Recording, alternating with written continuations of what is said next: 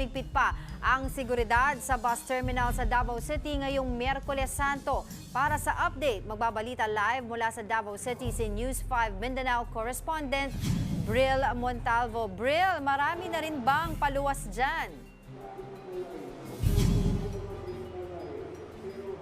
Angela, nagsimula ng kumapa ng dami ng mga pasahero dito sa Davao City Overland Transport Terminal sa mga uuwi sa kani-kanilang mga probinsya para sa Semana Santa. Pagpasok pa lang sa terminal, mahigpit na ang ipinapatupad ng pag-inspeksyon sa mga dalang bagahe at iba pang kagamitan ng mga pasahero.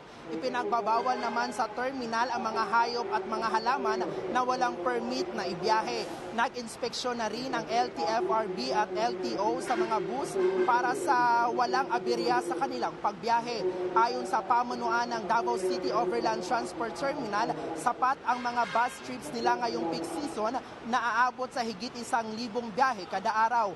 Marami rin kasi ang ibinigay na special augmentation permit sa mga bus companies.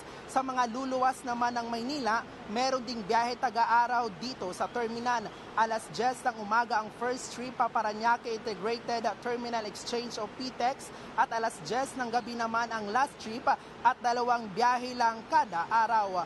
Angela, sa ngayon ay tuloy-tuloy ang pagdating ng mga pasahero dito sa terminal at inaasahang dadami pa ito mamayang hapon o pagsapit ng gabi.